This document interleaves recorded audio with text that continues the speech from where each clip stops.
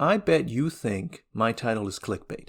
You're thinking to yourself, oh no, Ratatosker has finally succumbed to the dark ways of YouTube. His videos are going to be conspicuously 8-minute long every time, and his thumbnails and video titles are going to be sensationalist and misleading. And to that I say, not yet. Maybe later, but not yet. Because I do have really good reasons for thinking I know what I'm talking about those three topics. But let's not get ahead of ourselves yet. Let's start at the beginning. Fellas, Monster Hunter Rise Ultimate has been announced, in the name of Monster Hunter Rise Sunbreak. It was the very first thing shown at yesterday's Nintendo Direct, and it completely blew me away. I was not expecting this to happen. I don't think any of the big Monster Hunter creators were thinking that this was about to happen. Everybody has been caught off guard. But I'm getting off of topic. The trailer itself shows off what looks like a new locale, and the flagship monster for Sunbreak. The locale appears to be the ruins of a medieval castle. It's hard to tell if this is going to be a arena-type map or a full-on map where you can hunt monsters, but either way it looks very cool. Now as for the monster itself, he is sick. He looks cool. I'm going to put my money on that this is obviously an Elder Dragon. Velkhana in Iceborne looks a lot like it actually, and she was the flagship and also an Elder Dragon. Now what's interesting is that this monster is clearly trying to draw inspiration from Dracula. It's obviously a vampire. In the trailer you see this monster hunting a Rathalos, and you can hear the sound of him slurping after the Rathalos is in his mouth, clearly trying to depict that he's drinking the Rathalos' blood. This is a vampire dragon, which fits in really well with this aesthetic that the locale seems to be going for, with the blood red moon in the background and the fact that it's in a medieval castle. Very Dracula, very vampire. Now that's really the only interesting things that you see in the trailer. It's very short, it's just an announcement, and it's about 30 seconds long. But we do actually have more information.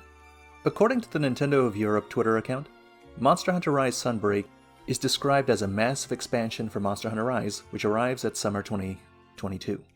It goes on to say that Sunbreak will have new stories, new locales, new monsters, new hunting actions, and a new quest rank.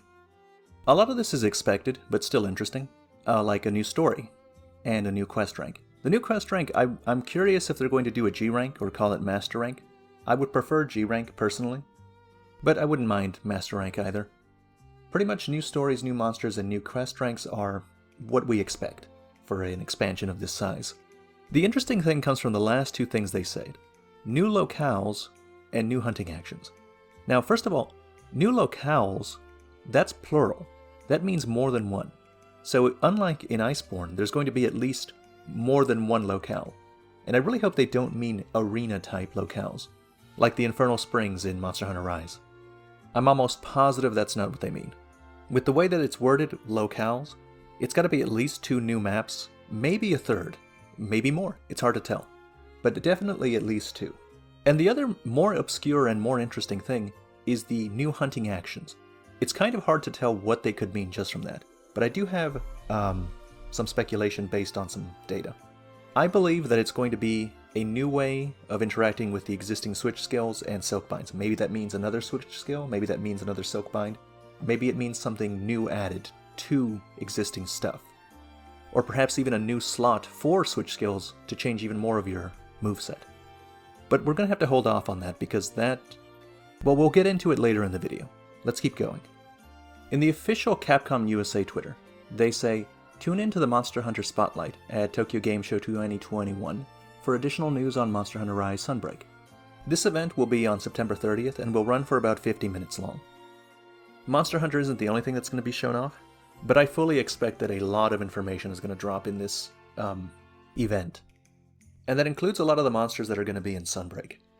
The official Capcom website has more information about their lineup for the Tokyo Game Show. It has information for Monster Hunter Rise, Monster Hunter Stories 2 Wings of Ruin, and Monster Hunter Rise Sunbreak. Now the Monster Hunter Rise section is actually pretty interesting. It reads, Producer Ryozo Sugimoto and Director Yasuhiro Ichinose present a variety of updates, including details about Capcom's Collab No. 5, the game's release on Steam, and behind-the-scenes look at the game's development. There will also be a live music performance by the artists who brought the game's Japanese-styled soundtrack to life. Now that all sounds really cool. I mean, a live performance? It sounds like they're really going all out with this event. Among the interesting details here is that they're going to talk about more about their next Capcom collab. So it looks like they're going to add more content to Rise to tide us over until Sunbreak. Not much, I expect, but at least a little bit more. They're also going to give an exact date, I believe, on the game's release on Steam, which I expect will be early next year, like they said. Which is cool, because Sunbreak is going to have a simultaneous release on PC and Switch, which they have stated pinned on their Monster Hunter Twitter account. As for Monster Hunter Stories 2 Wings of Ruin, there doesn't seem to be much, just got some information on their title updates. But for Monster Hunter Rise Sunbreak, it's kind of interesting. What they say in the English version of the website is, here are the details from the development team about the newly announced Monster Hunter Rise Sunbreak and its world. Okay, that's fine. However, I looked around, and on the German version of the website, it's worded differently. Now, I don't speak German, but I'm told that this particular section seems to say that the event will have a glimpse of popular monsters. And when I take that and put it on Google Translate, it seems to suggest something of that nature. And it says monsters, which implies more than one popular monster being shown. Now, popular monster can mean a lot of things, but it seems likely that we'll see some fan favorites on the Tokyo Game Show on the 30th. It's really looking like a must-watch event. And I think that's pretty much it for all of the information that we have available right now, which is surprisingly quite a bit. However, a while ago, Capcom was the victim of a data leak. And so the following section of this video is going to consist of speculation on my part that's based on the information obtainable from that leak. If this is stuff that you don't want to hear, or if it's something that you consider a spoiler, now is your opportunity to get off of this video. If you're still here past this point, then I'm going to assume that you want to hear what I have to say on the subject. So let's start with the Western Yokai motifs. You might have heard some rumors about this new expansion having an emphasis on monsters that are inspired by Western yokais. So things like vampires and werewolves. For example, the flagship is clearly based off of Dracula. This is no mere rumor. In fact, it's basically confirmed. Twitter user *ampersand, a self-described Monster Hunter researcher, modder, miner, and polymath, said the following on March 31st, 2021. 2019 Rise G plans indicate between 20 to 30 extra monsters, 5 additional stages, an outright skip of base Rise options, Western yokai motifs, and a new element to further dig into Silkbind's and Switch skills. Now, I've seen other posts from him, and pretty much everything he's ever predicted came true completely. So in my opinion, he's as credible gets. And seeing the design of the flagship, with him looking so much like Dracula and having a vampire motif, I'd say that we can assume he was right. Which if so has some very interesting implications.